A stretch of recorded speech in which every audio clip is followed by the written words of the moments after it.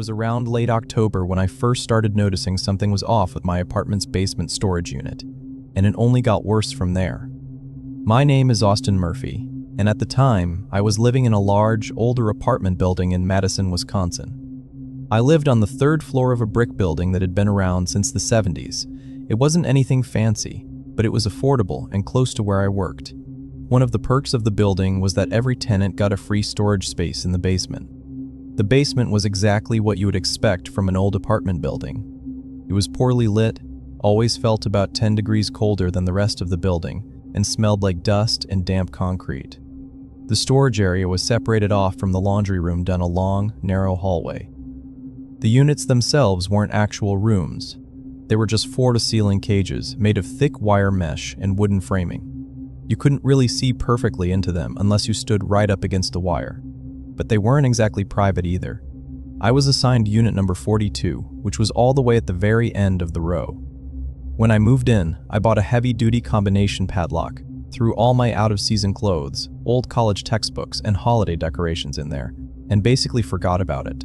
For the first 6 months, I had no reason to go down there. But right around the end of October, the weather started getting really cold, and I needed to grab my heavy winter coat and some boots. I went down to the basement on a Tuesday evening, right around 8 o'clock. The laundry room was empty, and the hallway leading back to the storage cages was completely quiet. I walked down to the end of the row, pulled out my phone to use as a flashlight since the overhead bulb was burnt out, and reached for my padlock. My stomach dropped slightly. The lock was hanging open. It was still looped through the metal hasp on the door, but the actual shackle was popped out, and the numbers on the dial were scrambled. I stood there for a second, just looking at it. I was absolutely positive I had locked it when I moved in. I specifically remember tugging on it to make sure it was secure before walking away. I pulled the lock off, opened the wire door, and stepped inside. I used my phone light to look around. I had about 6 or 7 large plastic bins and a few cardboard boxes stacked against the back wall. Everything looked exactly how I had left it. I checked the bin that had my winter clothes, grabbed my coat and boots, and looked around one more time. Nothing seemed to be missing. I convinced myself that I must have just made a mistake when I first moved in. Maybe I hadn't pushed the lock up hard enough, and it had just been resting open this whole time. It was the only logical explanation. I stepped out, closed the cage door, pushed the padlock closed, and pulled down hard on it. It was locked tight. I scrambled the numbers and went back upstairs to my apartment, rushing the whole thing off. About a week later, I was cleaning out my apartment and had a medium-sized box of old kitchen stuff that I wanted to put in storage. It was around 9:30 at night when I carried the box down to the basement. As soon as I turned the corner into the storage hallway, I stopped. Even from halfway down the hall, I could see it. The heavy padlock on Unit 42 was hanging open again. I set the box down on the concrete floor and just stared at my cage. The uneasy feeling from the week before came rushing back, but this time it was much worse. There was no way I had forgotten to lock it. I had double-checked it. I had physically pulled on the metal loop to make sure it was secure. I walked up to the cage and looked at the lock. Just like before, it was resting in the hasp, open. The numbers on the bottom dial were completely random. I pushed the door open. The hinges made a loud, scraping sound against the concrete floor. I stepped inside and turned on my phone flashlight. At first glance, everything looked normal. The plastic bins were still there. But as I moved the light to the right side of the unit, I noticed something that made me freeze. One of my cardboard boxes, a heavy one filled with old college books, was sitting on the floor. When I originally stacked my stuff, I had placed that specific box on top of 2 plastic bins. I remembered it clearly because the box was heavy, and I had struggled to lift it up there. Now, it was resting perfectly flat on the ground, pushed slightly toward the middle of the cage. Someone had been inside my unit. They had moved my things. I didn't stay down there long enough to investigate anything else. I shoved the box of kitchen stuff inside, walked out, and completely removed the combination lock. I didn't trust it anymore. I went back upstairs, grabbed my keys, and drove straight to a 24-hour hardware store. I bought the thickest, heaviest keypad lock they sold. When I got back to the apartment building, I went straight back to the basement, locked the new padlock onto the cage, and put the only 2 keys on my personal keyring. I felt a little better knowing there was no combination for someone to guess. If they wanted to get in now, they would need bolt cutters. Just to be absolutely sure before I left the basement, I took a small piece of a receipt from my pocket. I folded it up and wedged it tightly into the gap between the wire door and the wooden frame, right near the bottom hinge. If the door opened even an inch, the paper would fall to the floor. For the next few days, I tried not to think about it. I told myself it was probably the building manager doing some sort of random inspection, even though that didn't explain why they would leave the lock open or move a heavy box of books. On Friday evening, I came home from work and decided to go check on the unit. It was around 6:15 p.m. The basement was empty as usual. I walked down the long hallway, keeping my eyes glued to the new lock. From a distance, it looked completely normal. It was hanging securely on the metal hasp, closed tight. I let out a breath I didn't realize I was holding. The new lock had worked. But when I got right up to the door and looked down at the bottom hinge, my stomach twisted into a knot. The folded piece of receipt was gone from the gap. I looked down at the floor, and there it was, sitting on the dusty concrete about a foot away from the door. Someone had opened the cage again, but the padlock was closed and locked. I stood there in the quiet basement, trying to process what I was looking at. The only way someone could have gotten in without cutting the lock was if they had a key. But I had just bought it days ago, and both keys were in my pocket. Or someone had managed to pop the hinge pins or bend the wire mesh enough to slip inside. I took my keys out and unlocked the heavy padlock. It opened smoothly. I pulled the door wide and stepped into the cage. I was determined to figure out what was going on. I started moving things. I pulled the front row of plastic bins out into the hallway. I dragged the heavy cardboard boxes to the side. As I cleared out the front section of the unit, I realized that the back wall of the caged part, completely hidden by my stacked boxes, looked different. There was an empty space back there, about 3 feet wide, wedged between the back wall and my tallest plastic bins. I moved one last bin out of the way to get a clear view. Tucked perfectly into that hidden space was a cheap, metal folding chair. Sitting on the floor right next to one of the metal legs was a plastic water bottle. It was about half empty. I just stared at it. My mind couldn't make sense of it at first. The chair was angled so that whoever sat in it would be facing the wire door, completely hidden from the hallway by my belongings.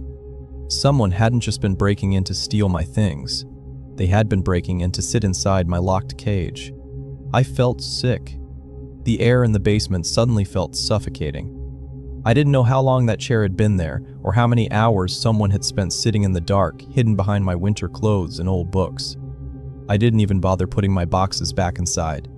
I grabbed the bins that had my most important things, dragged them all the way upstairs to my third-floor apartment by myself, and locked my deadbolt. I left the rest of the junk sitting in the basement hallway. The next morning, I went straight to the leasing office. I told the property manager exactly what I had found. She seemed surprised, but she didn't seem overly concerned. She told me the building was old and that some of the storage cages had loose wire panels that could be pushed aside if someone really tried. She said they had cameras near the front door, but nothing pointing down the basement hallways. I didn't care about their excuses. I spent the rest of the weekend moving everything out of that apartment.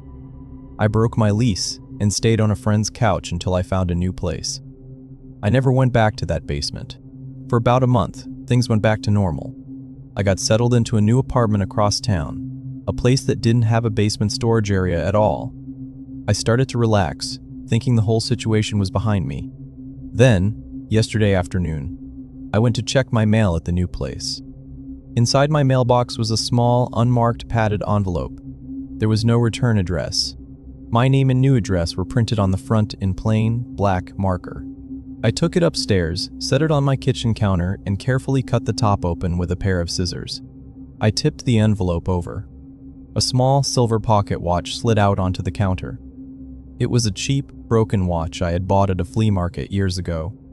I kept it in a small wooden box, packed away inside one of the plastic bins I had stored in Unit 42. I hadn't even realized it was missing. I haven't touched it since it fell out of the envelope. It's just sitting there on my counter. What would you do if you found out someone had been living inside your storage unit?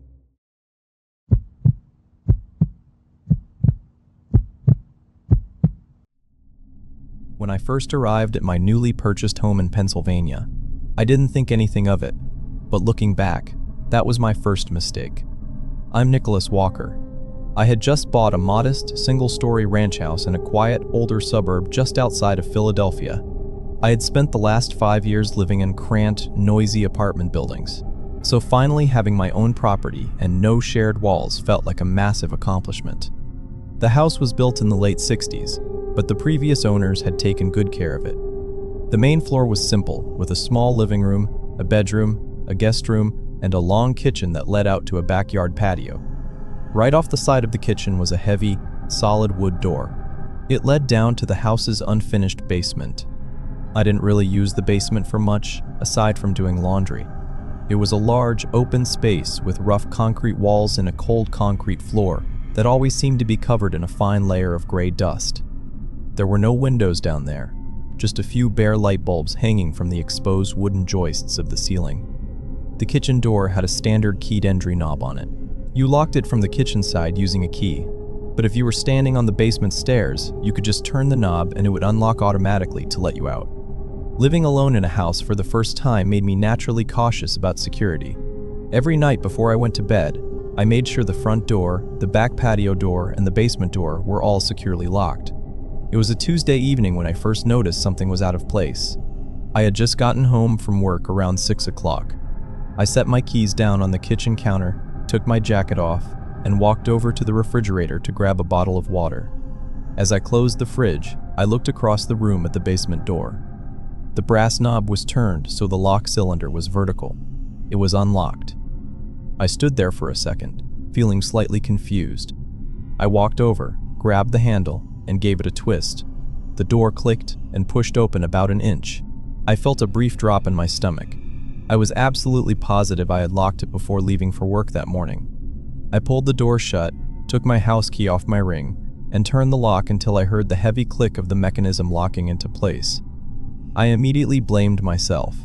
I told myself I must have unlocked it over the weekend to carry a load of laundry downstairs and just completely forgot to lock it back. When you live alone, there is no one else around to move things or change things. If something is out of place, you naturally assume you just made a mistake and forgot about it. I brushed it off and didn't think about the door again until a few days later. It was Friday, and my office was dealing with a major software rollout, so I had to stay late to finish some paperwork. I didn't pull into my driveway until almost 9:30 at night. The street was completely dark, and my house was dead silent when I walked through the front door. I turned on the hallway light and walked into the kitchen to wash my hands. My eyes immediately went straight to the basement door. It was unlocked again. I felt uneasy. The quiet house suddenly felt a lot larger. I knew for a fact I hadn't done laundry all week.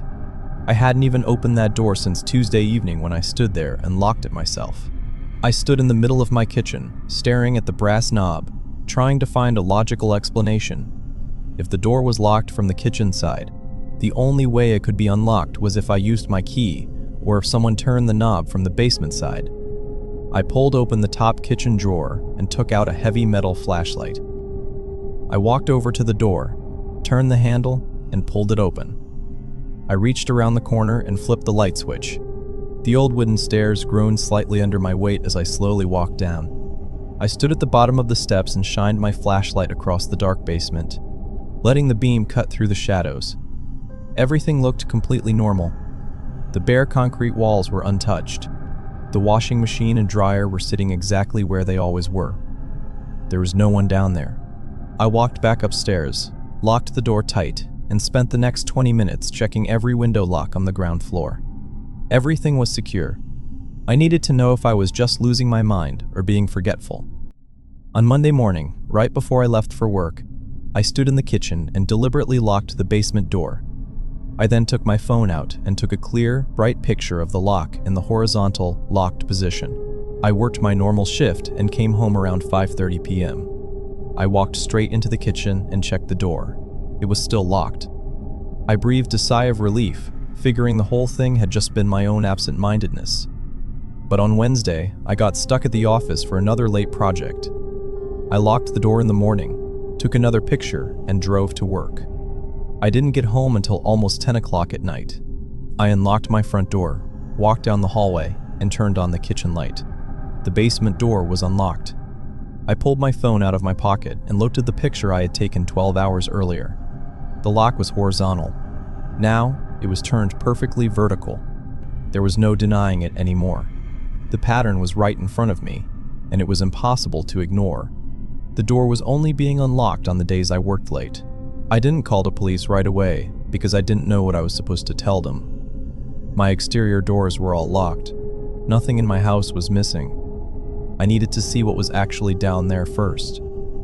I gripped my flashlight tightly, pushed the basement door open, and walked down the wooden stairs. I moved much slower this time, trying not to make any noise. The air in the basement felt heavy, and the silence was deafening. I shined my light across the floor. Last time, I had just glanced around from the bottom of the stairs. This time, I walked out into the middle of the room and aimed my light directly down at the concrete. That was when I noticed something wrong. In the thick layer of gray dust near the center of the room, there were footprints. They were clear, distinct outlines of large sneakers. They definitely did not belong to me. I wore smooth-soled dress shoes to the office, and these prints had deep, heavy treads. The footprints led away from the bottom of the wooden stairs, went straight across the center of the room, and disappeared behind the large metal water heater in the far corner. My hands were shaking slightly as I followed the trail. I walked slowly around to the back of the water heater, holding the heavy flashlight up like a weapon. The wall behind the water tank was covered in a section of cheap, old wood paneling, but one square piece of the paneling near the bottom was cut out. It looked like a small access hatch for plumbing, about 3 feet tall and 2 feet wide. The panel was pushed slightly inward, leaving a dark, open gap in the wall. I crouched down and aimed my flashlight into the opening. It was a narrow, unpaved maintenance crawl space that ran under the back extension of the house. The beam of my flashlight hit something lying on the dirt floor. It was a dark green sleeping bag. It was unzipped and tangled, looking like someone had just recently gotten out of it. Lying in the dirt right next to the sleeping bag were 3 empty plastic water bottles and several crumpled fast food wrappers. The wrappers looked completely fresh. I didn't wait around to see anything else. I backed away from the crawl space, ran up the wooden stairs as fast as I could, and slammed the basement door shut. I locked it, grabbed my car keys off the counter, and ran out the front door. I sat inside my locked car at the very end of my driveway and called the police. 2 officers arrived about 10 minutes later. They drew their weapons and went inside. They searched the entire main floor, the basement, and the crawl space. They came back out 20 minutes later and told me the house was empty. Whoever had been staying down there was gone. The officers walked me around to the side of the house and pointed his flashlight at an old exterior metal vent cover near the ground. It had been completely pried loose from the brickwork, leaving a hole large enough for a person to slide through. That was how they were getting into the crawl space. From there, they could just push the wooden panel open and step right into my basement. The police took a report and told me someone had likely been using the crawl space for shelter. They didn't know why the basement door was only found unlocked on the nights I worked late, but the evidence made it obvious. Someone had been coming up into my main house while I was gone, eating my food, walking around my kitchen, and then going back down into the dirt crawl space before I got home. The officers boarded up the exterior vent from the outside using some scrap wood and heavy screws. Before they left, they strongly suggested I get all of my interior locks changed. I didn't sleep at all that night. I sat on my living room couch in the dark, just waiting for the sun to come up. The very next morning, I called a professional locksmith to the house. I had him completely change the dead bolts on the front and back doors. Then, I had him remove the doorknob on the basement door entirely. I paid him extra to drill a new hole and install a heavy, double-sided deadbolt. It required a physical key to open from the kitchen side and a physical key to open from the basement side. There was no way to simply turn a knob anymore. By the time the locksmith packed up his tools and left, it was late in the afternoon. I felt a massive sense of relief. I locked the new deadbolt, put the only key on my personal keyring, and finally went to my bedroom to get some sleep. I slept straight through the evening and didn't wake up until 6:30 the next morning. The house was completely quiet. The morning sun was just starting to shine through the living room windows, casting long shadows across the floor.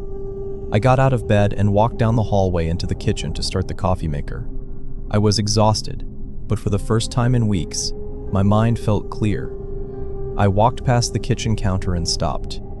My eyes locked onto the basement door. The heavy, double-sided metal deadbolt, the one I had just watched the locksmith install yesterday, was sitting completely vertical. It was unlocked. How would you react if you found out someone was living underneath your house?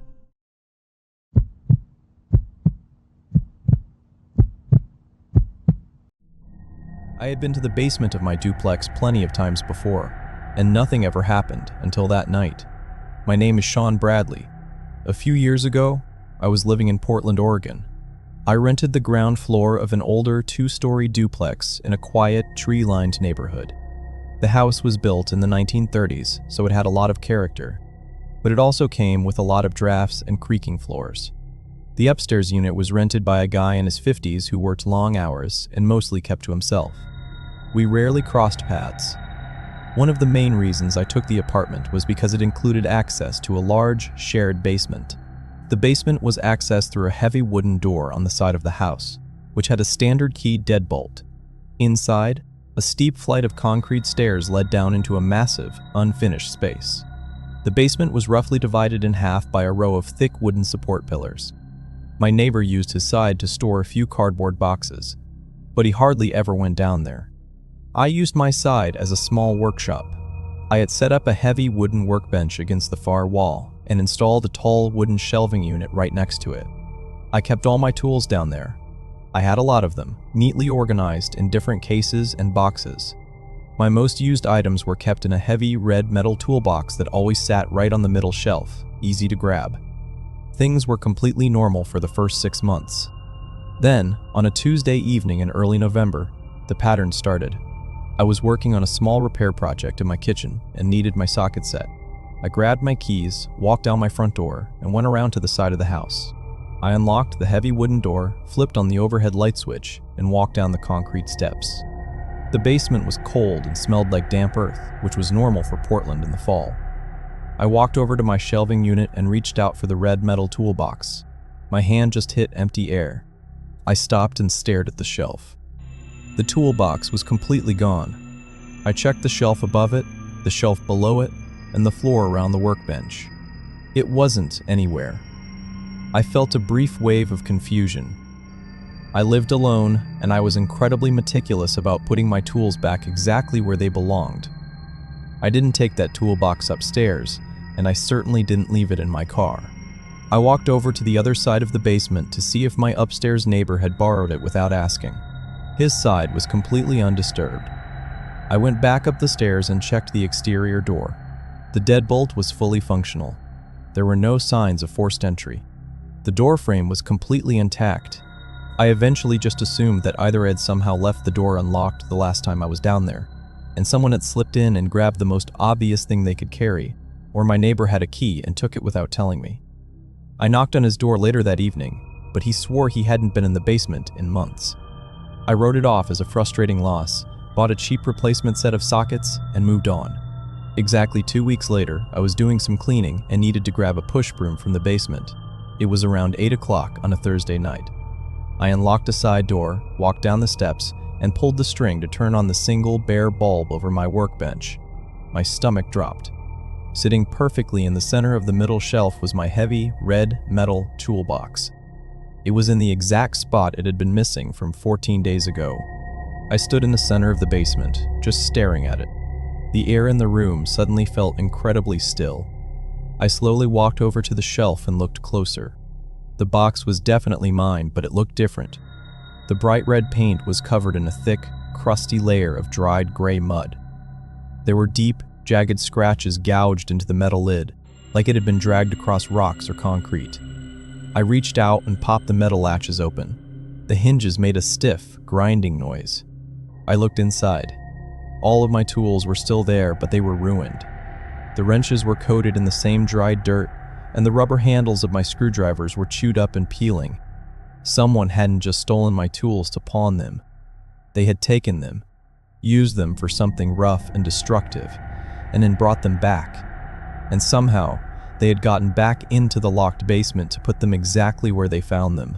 I immediately checked the small, ground-level basement windows. They were all painted shut from the inside and covered in thick layers of dust. Nobody had come through the windows. The only way in was the side door. Over the next week, I started checking the basement every single day. I would go down in the morning before work and again at night before bed. For a few days, everything stayed exactly the way I left it.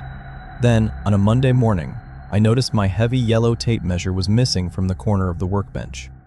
I didn't panic. I just made a mental note of it. 2 days later, I went down to the basement on a Wednesday night. The yellow tape measure was sitting directly in the center of the workbench. The plastic casing was cracked right down the middle, and the metal tape itself was bent and stained with dark soil. 4 days after that, a heavy claw hammer disappeared from the bottom shelf. It came back a single day later. This time, it wasn't even put back on the shelf. It was left lying directly in the middle of the basement floor, halfway between my workbench and the wooden stairs. The wooden handle of the hammer was severely splintered, and the heavy metal claw was chipped. I knew something was deeply wrong. I wasn't going to leave my property down there for whoever was doing this to use. I didn't care how they were getting in. I just wanted my things out of that room. The very next morning, which was a Sunday, I went to a local hardware store and bought 3 large, heavy-duty plastic storage bins with snapping lids. I carried them down to the basement and started packing up everything I owned. I worked quickly. I took all the tools off the workbench and threw them into the first bin. I grabbed the dirty, scratched red toolbox and placed it into the second bin. I wanted to leave nothing behind. Once the shelves were completely empty, I decided to take the wooden shelving unit apart so I could move the lumber upstairs and store it on my back porch. The shelving unit was heavy, so I had to pull it away from the concrete foundation to get to the screws in the back. I grabbed the side panels and pulled hard. The heavy wooden frame scraped loudly against the concrete floor as it shifted forward about 2 feet. When the shelf moved away from the wall, a large section of pink fiberglass insulation shifted with it. The basement walls were unfinished, but pieces of old insulation were wedged between the top of the concrete foundation wall and the wooden floor joists of the ceiling above. The movement of the shelf had snagged a piece of the insulation, pulling it loose. It dropped down, revealing a deep, dark cavity resting on the top ledge of the concrete foundation. I shined my phone flashlight into the gap. Sitting perfectly hidden on that concrete ledge, entirely concealed behind the insulation, was a dark green plastic toolbox. It was covered in a thin layer of dust, but it looked relatively new. I felt uneasy as I reached my hand into the dark wall cavity. My fingers grabbed the plastic handle, and I pulled the green box out. It was surprisingly heavy. I set it down on my now empty workbench and wiped my hands on my jeans. I unhooked the plastic latches and flipped the lid open. Inside the box was a collection of tools, but they weren't mine. They were exact duplicates of the specific tools that had been taken and returned over the last 3 weeks. There was a brand new set of sockets, a brand new yellow tape measure, a brand new wooden claw hammer. Every single item in the green box was in pristine, untouched condition. Sitting directly on top of the clean claw hammer was a small, thick stack of glossy photographs. I reached into the box and picked them up. They were printed on standard photo paper, like something you would print at a drugstore kiosk. I looked at the first photo. It was a picture of my red metal toolbox sitting on my wooden shelf. The picture was dark and slightly grainy, taken from a distance. Based on the angle, the person taking the photo was standing behind the thick wooden support pillars in the middle of the basement, hiding in the shadows. I flipped to the second photo. It was a picture of my yellow tape measure sitting on the corner of my workbench. The lighting was the same. The angle was exactly the same. The flip to the third photo. It was a picture of my claw hammer sitting on the bottom shelf. My hands were shaking slightly. Whoever was taking my tools had been watching me. They had been documenting exactly where my things were, taking them, using them to the point of destruction, and keeping perfect, clean duplicates hidden in the wall for themselves. I slowly flipped to the fourth and final photograph in the stack. When I saw it, I stopped breathing. It wasn't a picture of a tool. It was a picture of my empty wooden shelf, pulled away from the wall. Sitting on the concrete floor right next to the shelf were the 3 black plastic storage bins I had just purchased from the hardware store that morning. The photo wasn't dusty. It wasn't old. It showed exactly what the basement looked like right at that very second. How would you handle finding out you weren't alone in your own basement?